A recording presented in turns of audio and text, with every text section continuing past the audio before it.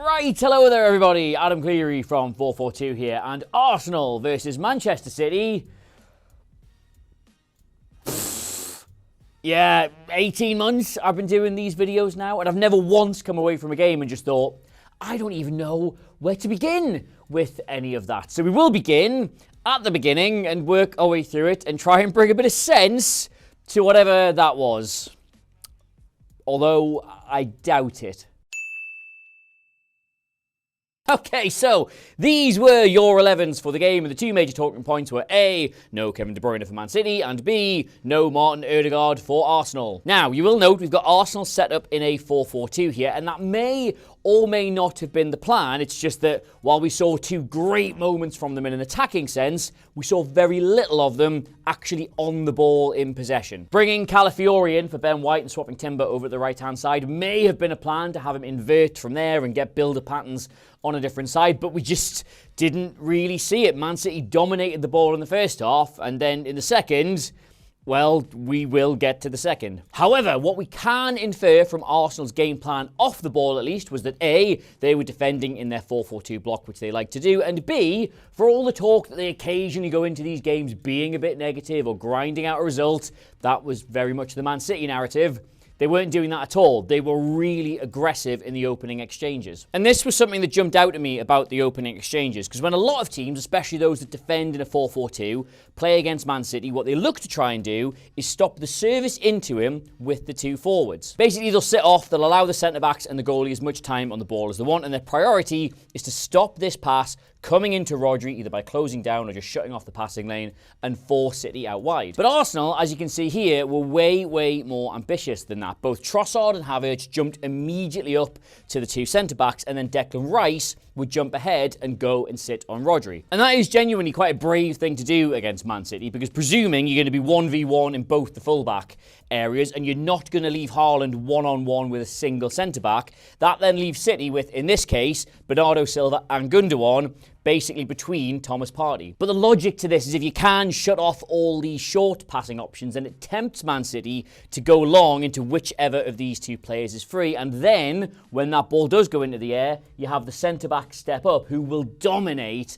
a Bernardo Silva or a Gundogan aerially. But City did not take this bait. Instead, they found another way around Arsenal, and that's what leads to the opening goal. Now, Manchester City work the ball from left to right, and Kyle Walker plays a short pass into Savinho, whose back is to goal. Now, Ricardo Calafiori doesn't actually make a terrible decision here necessarily, because what he's trying to do is get right up against him, stop him turning, and force that ball backwards into the centre. But the problem is that Savinho is really good. Now he takes a brilliant touch, which not only takes him away from Calafiori, but takes Calafiori out of the game entirely. So now Arsenal have this enormous sort of hole in their left-back area. And what's key here is the run of Bernardo Silva, because he moves into that area straight away. And even though he's being tracked by Thomas Partey, he still gives 𝗕𝗓𝗄 a snap decision to make. And that decision is, well, I better get out there because that's a dangerous player in space. And you can see straight away, in one touch of the ball, Manchester City have gone from this situation where Arsenal are perfectly set and perfectly safe to this situation where they're now facing the right way and they've created two really dangerous gaps. Now, we've got absolutely loads to talk about in this video, so I'm not going to get too bogged down in any one goal. But I will say, I thought this was interesting. If you look at William Saliba, when this foot race back to the goal begins, and we draw a line of sort of where he is on the pitch, right? Because 𝗕𝗓𝗄 feels he has to go across into this space, he then has to come across with him to make sure there's not a big gap there for Haaland. But he just has a look, and he sees Gundogan is now in loads of space. And it puts Saliba in just a really awful position because he knows he has to make that sprint back, but he can't ignore the fact Gundogan is there. So go back to that line he was on when the sprint begins, right? If Gundogan is not there, he can just run in a straight line back to that goal, and when Haaland receives it, he would be here. But because he is damned if he does and damned if he doesn't, he makes his run away from that line to try and cover the space for Gundogan, so he ends up here. And you could very easily look at that and go, oh, so it's a mistake from Calafiori, which leads to a mistake from 𝗕𝗓𝗄, which leads to a mistake from Saliba. But I don't actually think it's any of that. I just think Manchester City expertly manoeuvre them into positions where it's hardest for them to defend, and then the turn and the pass and the finish are all just of the highest quality. Basically, they can just do that to you. Now, I know why some of you have clicked on this video, and yes, we will be discussing the refereeing decisions at the end, but right now, we're just sort of looking at the tactics and stuff, because that's what kind of channel this is. Arsenal have a free kick, and Man City are not set. Now, we can argue until we're blue in the face about whether Mikel Arteta gave Kyle Walker sufficient time to get back into position, and he certainly is in position, but that's not necessarily the same thing as being set and ready to go. And also, Arsenal have successfully moved that free kick considerably up the pitch. They have a great situation to take advantage of, and they take advantage of it. Now, the goal happens because it's a fantastic strike of the ball from 𝗕𝗫𝗓𝗓𝗓, but the chance happens because with it being taken quickly, Rodri being off the pitch, and them not really being set, Man City panic. Technically, it's a good reaction on their part because so many players then burst along to get back in position and stop this chance developing, but they do it way too much. So when this ball comes back to Calafiori, every single player bar Haaland has sprinted into their own 18-yard box when there's only a handful of Arsenal players there. Or to put that another way, the ball over the top gives them a bit of a fright and they massively overcompensate as a result, which is really, really unlike City. Can you imagine being 𝗕𝗫𝗓𝗓𝗓 and your first goal in the Premier League is not only against Man City at the Etihad, but it's somehow more conventionally attractive than you are? Right, so that was good. We all thought we're at least going to get a game out of this, even though City are probably going to dominate and score next. But no, the Arsenal magic set-piece routine bears more fruit. Now, couple of things on this one, right? First of all, how do you get done on the exact same set-piece routine you've just survived minutes prior? But also, more importantly than that, Kyle Walker, what are you doing? I've watched that like 10 times now, and for the life of me, not a clue. Now, I think we will, at some point, do a dedicated video on how Arsenal are structuring their set pieces at the minute, because they're so inventive and so effective. But I'll give you the cliff notes of this one. Now, I presume Arsenal have looked at how Man City specifically defend set pieces and know they massively overload the front post here. Like, you can see they've got 1, 2, 3, 4, 5, 6 players, all of them decent headers of the ball, in an area where there isn't a single Arsenal player to challenge. Like, I presume the logic behind this is that a lot of corners don't beat the first man, so what you're trying to do is force the opposition to go for the back post and thus probably hit it long or put it into an area where the goalkeeper can go and get it, but you don't need 6 players to do that. You literally just need 1. And so it's left entirely to Bernardo Silva and 𝗕𝗓𝗓𝗓 to mark Havertz, Calafiori, Partey, Martinelli, Saliba's there. All of them big lads. But the reason this set piece works is not because Arsenal have targeted a specific area, it's the roles of the players within that area. See, as the ball comes in, a group of them immediately rush into the 6-yard box to completely crowd that area. And I've seen quite a few people saying, well, is that not a foul on the goalkeeper blocking him off? And no, blocking at set pieces is absolutely fine. Holding, grabbing, pulling, yes, they are all fouls, but that's not what is going on here. You are allowed to just pick a spot and stand in it. And the key thing to note is that when this ball goes in, you've got all these players here, but Arsenal's 2 best headers of the ball, in my opinion, Kai Havertz and Gabriel, are not in that area. They are both now, having given Kyle Walker the slip, running towards this back post area, and what will these 2 chaps have as a result of running that all the lads just standing here will not? That's right, you win the prize. It's a better leap, which of course Gabriel gets. Nobody in this just mess of bodies can really get off the ground, and that is a brilliantly executed set piece. And then we get to the red card, and the entire complexion of the game shifts entirely. But again, we will be talking about the officiating at the end of the video. This is the impact it had tactically. Now, conventional logic will tell you that if you have a man sent off and a lead to protect and you're away from home with a very good team, what you want to do is go to 2 nice, neat banks of 4, congest the middle of the pitch, and leave somebody up the other end of the pitch as a bit of an outlet. Either someone who's quick and can chase after balls, or someone who's big and strong and can win long balls. But Mikel Arteta says, nah, bump that. We're going to go to a back 6. He substituted Bukayo Saka for Ben White and gave himself just 4 really big centre-backs all in the centre-back area. Jurrien Timber, who is a full-back but also can play a centre-back, he went in at right-back. And Martinelli, he went in at left-back. Thomas Partey went and sat in front of the back 6 and was actually even drawn in there himself to give them a back 7 at times. That is a thing that genuinely happened and I got to see with my eyes. While Rice and Havertz just applied a bit of pressure to the ball. Like, genuinely, this is one of the most astonishing visuals I have ever seen. And at this point of the game, there are still like 35 minutes left. I really wanted to show you the Arsenal average positions graph for the second half, but all I could find was the full 90 minutes. But just bear with me, right? These are Arsenal's average positions across the whole 90 minutes, but bear in mind that is 45 minutes of adventure and high pressing and 45 minutes of sitting in your own 6-yard box. So it's an average. But you know who played the entire second 45 and none of the first? Ben White. And where is he on the average positions graph? He is inside his own box. And given that Arsenal had a very disciplined, very structured back line, Ben White certainly wasn't acting of his own accord or going rogue, it probably looks a bit more like this. And literally, all I've done here is just pull everybody back to where Ben White's line is. And that is...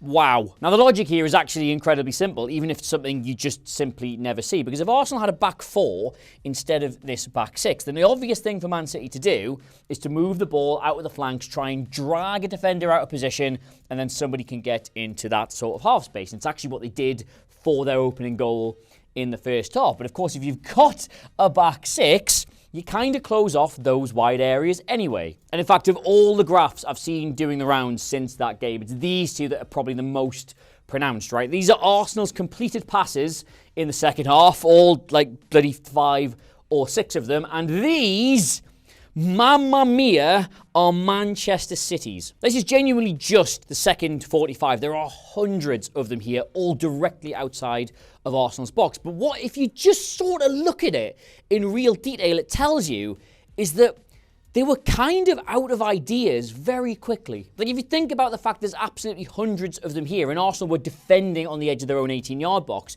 you would expect there to be quite a few that get in behind right in the corners. Because ultimately, that's the way you beat a really low block. You need to get one-on-one situations where the numbers in that area don't tell quite as much, and you need somebody to display a bit of ingenuity or a bit of brilliance to take a defender out of the game and give you some kind of advantage somewhere. And the way that almost always normally manifests, right, is that a wide player is able, either through individual dribbling or getting played in, gets in behind, which forces his defender to drop even deeper, and then all of a sudden, either the entire rest of the defence has to drop onto that line, or all your players in the box cease to be offside. And here's two things that I think are even more telling, right? These are all of Manchester City's crosses in that second half. And the things to note is that they did get into good positions on this side, but all of these crosses were cut out, and they did get some crosses in from this side, but they're all from really deep. They never once got in behind. To really break down a low block, you need players to win those individual one-on-ones, either going past somebody with trickery or with speed, opening things up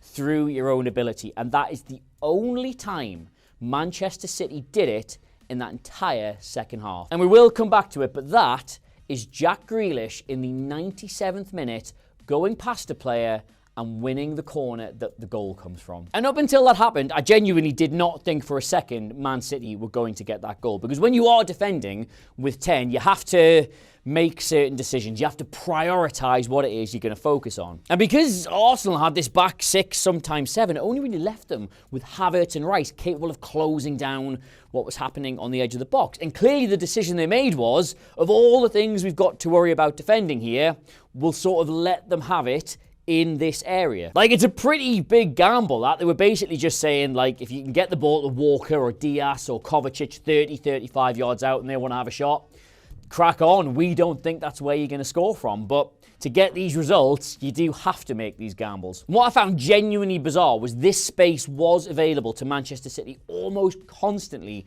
in that second half. But it took Pep ages to bring Phil Foden on. Like, given that Kevin De Bruyne wasn't there, Foden is their next best chance at getting a long-range goal. He's got a great strike on him. But not only did he come on late, when he came on, he didn't even find that space. Like, these are all of Phil Foden's touches of the ball after his introduction. Like, when he came on, he was just another body in the middle of this really deep Arsenal block. Like, just for comparison, these are all Diaz and Kovacic's touches in that same amount of time. Like, these are two players who were reluctant to shoot and still found themselves in that position so many times and let go with 6 attempts. Like, if Foden had swapped with either one of these players, I think that shot volume probably doubles and the quality of them is significantly better. And it may well be the case that Pep thought that as this went on, Arsenal wouldn't have sort of the mental energy or the physical energy to do this for the entire second half, but they did. Like, they were a minute away from what I genuinely think would be regarded as the greatest defensive display in Premier League history. But just the concentration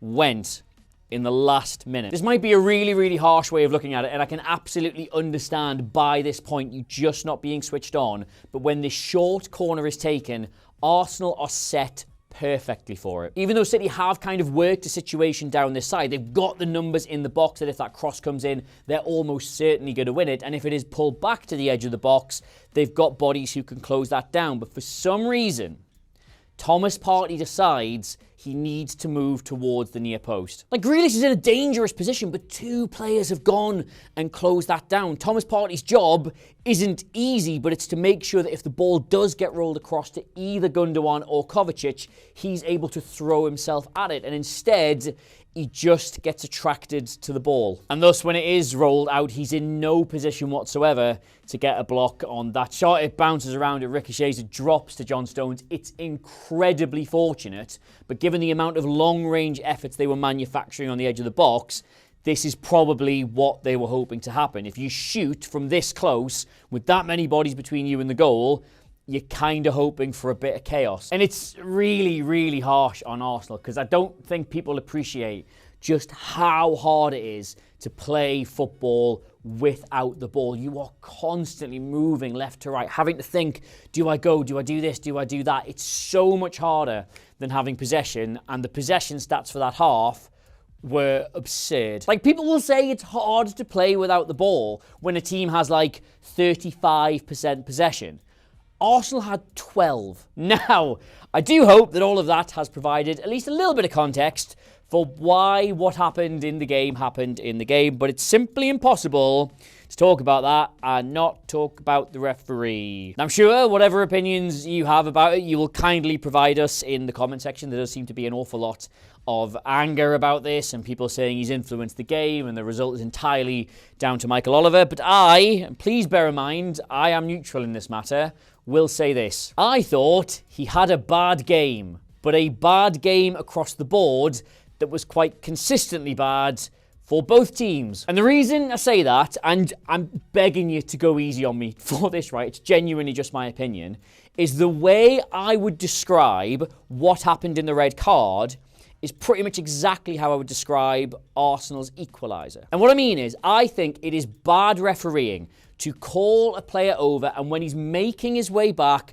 blow the whistle when he's clearly not ready and when you've allowed the other team to get a massive yardage advantage in how the free kick was taken. But the bigger problem for me is Kyle Walker, because he has sufficient time to get back into position. He's practically back in position when the kick is taken. It's just that he's more concerned about what the referee is doing than what Arsenal are doing. That's really dumb from Kyle Walker, but it springs from a situation that is quite badly managed by the referee. And that's how I would describe the Leandro Trossard sending off. Like, I don't think that needs to be a red card at all. I think Mikel Oliver can give himself a bit more thinking time and just cool it down. They're going to go in the tunnel in a minute. You can keep 11 on the pitch. But also, that's so dumb by Leandro Trossard. You are on a yellow card and you've just gone flying into the back of Bernardo Silva and then immediately whacked the ball away. And I know some people have said, oh, he was just trying to play in Martinelli. If you look at that from the actual angles, he's not putting his laces through that into touch to try and put Martinelli away. He would absolutely play a better ball. Even Paul Merson said that, by the way, Arsenal fans. That's not me. Now, the bottom line is he's kicked the ball away, and that is a yellow card, so you've got to send him off. But such is the time between the whistle going and the kick taking place, you can, if you want to and you're the referee, just give him the benefit of the doubt. So overall, it's idiotic by Leandro Trossard. If I was an Arsenal fan, I'd be more annoyed at him than the referee, but it is a situation that stems from bad refereeing. But likewise, if I am Pep Guardiola, I am way more annoyed at Kyle Walker for switching off and trying to argue with the ref rather than reacting and getting back into position. But it's a situation that stems from bad refereeing. And just on the other two things that everyone seems to be arguing about, no, I don't think Arsenal are fouling Ederson for either of those corners. I think you're allowed to do that. And no, I don't think the Jeremy Doku thing is a yellow card because Mark Clattenburg is clearly pointing to the area of the pitch it's supposed to be taken from, and that's where Doku kicks the ball back to. Does he deliberately stop the taking of a free kick? Yes, he does, but the free kick wasn't going to be taken from there. The ball had to move back there. So if anything, he would have wasted more time if he just left it. I don't think that's a yellow card. But I know the rules of the internet. I'm actually supposed to just be here with a hysterical bad faith opinion I've made up purely to wind up people so they'll share the video around and attention in the process. But it's a tactics channel. It's not one where I like to show my arse. And while I have no doubt that you will have opinions about the officiating and the refereeing and the major decisions and how they influence the game, I welcome all those comments below. It would be really nice as a special treat for everyone if we could have a fairly sane discussion about it rather than crying conspiracy or calling each other bell whiffs, but we'll see what we get. But regardless, if you have enjoyed this video, this is what we do here on 442, so please do subscribe to us by clicking the button below. My God, it's just this close to 600,000 subscribers. I can smell it. It tastes absolutely delicious for me, and I would dearly love to hit it sooner rather than later. That's what she said. You'd also get me on all the social medias at Adam Clery, Clery. I can't believe I did that. The 442 socials are in the corner of the video. That was the most bonkers game, and we don't say bonkers enough in this country anymore, bonkers game I've seen in a very long while.